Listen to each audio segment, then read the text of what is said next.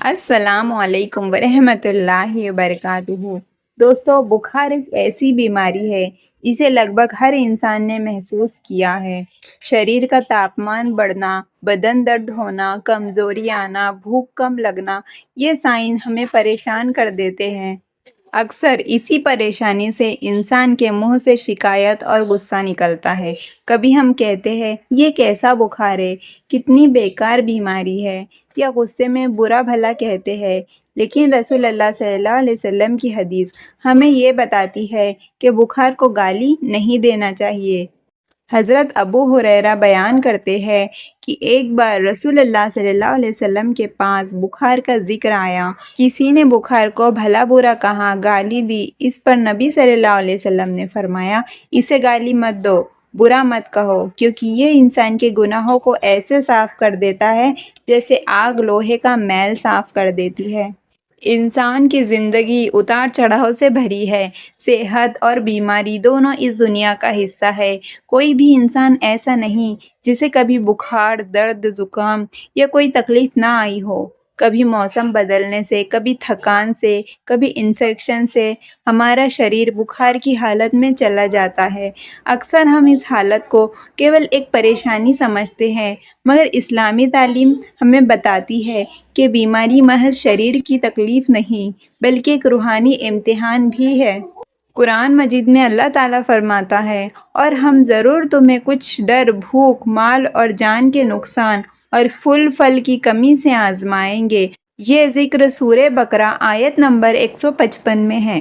یہ آیت بتاتی ہے کہ تکلیفیں اللہ کی اور سے آتی ہے تاکہ انسان کا امتحان ہو سکے۔ بیماری بھی اسی آزمائش کا حصہ ہے۔ اب یہاں سوال یہ آتا ہے کہ بخار کو گالی دینا غلط کیوں ہے؟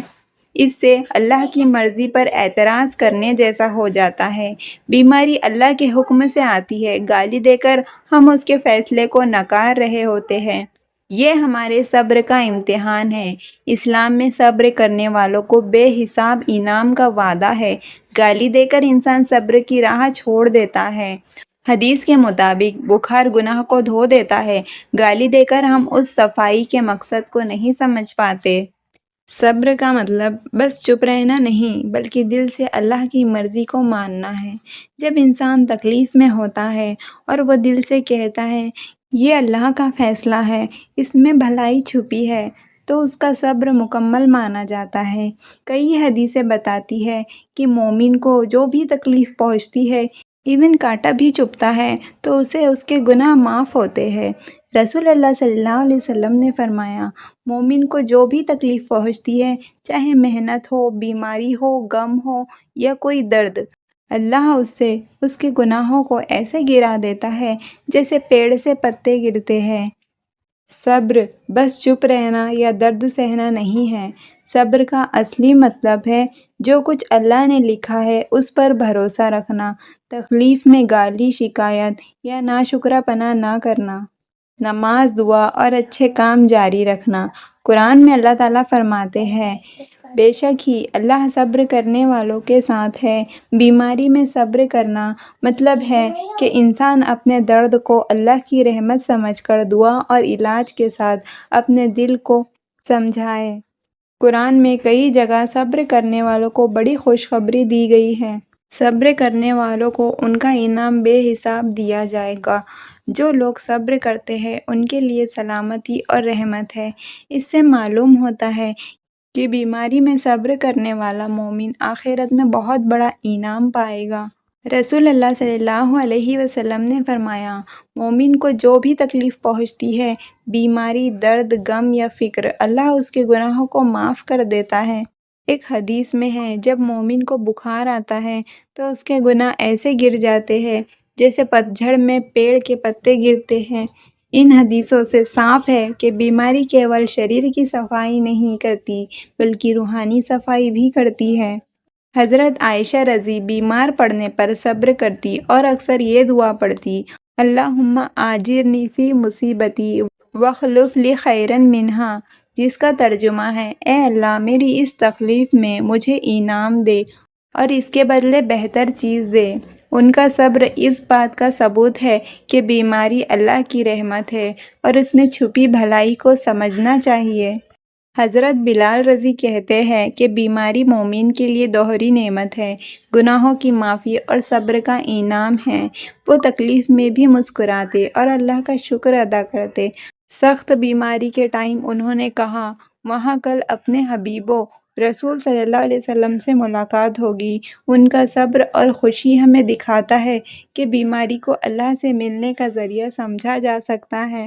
بیماری انسان کے لیے کئی فائدے لاتی ہے، جیسے حدیث میں آیا ہے کہ بخار گناہوں کو دھوتا ہے، تکلیف انسان کو غصے اور گھمنڈ سے بچاتی ہے، درد کے ٹائم انسان اللہ کو زیادہ یاد کرتا ہے جس سے دعائیں زیادہ قبول ہوتی ہے۔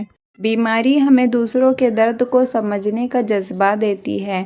گالی دینے سے صبر کا انعام کم ہو جاتا ہے، دل میں غصہ اور شکایت بڑھتی ہے، اللہ کی رحمت سے دوری ہو سکتی ہے، دوسرے لوگوں پر برا اثر پڑتا ہے کیونکہ وہ بھی شکایت والے رویے اپناتے ہیں۔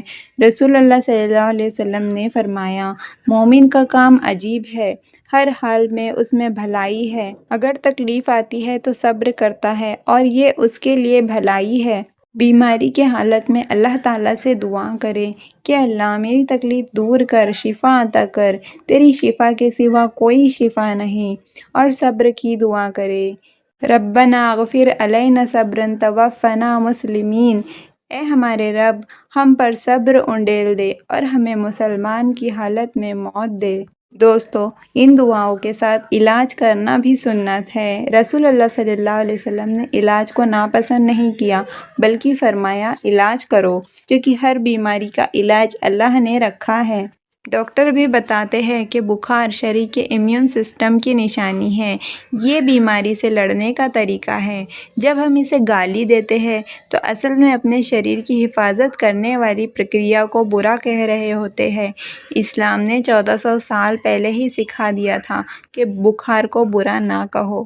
صبر کرنے والا مومن بیماری کو رحمت سمجھتا ہے، وہ گالی نہیں دیتا بلکہ اللہ کی یاد اور دعا میں اپنے گناہوں کی معافی اور آخرت کی کامیابی تلاش کرتا ہے۔ یہ رویہ انسان کو کیول روحانی انعام نہیں دیتا بلکہ مانسک شانتی اور شاریرک ہمت بھی دیتا ہے۔ چلیے دوستو، اللہ تعالیٰ سے مل کر دعا کرتے ہیں۔ اے اللہ، ہمیں بیماری کے وقت صبر کرنے کی توفیق دے، ہماری تکلیفوں کو گناہوں کی معافی کا ذریعہ بنا اور ہمیں جلد شفا عطا کر۔ آمین یا رب العالمین۔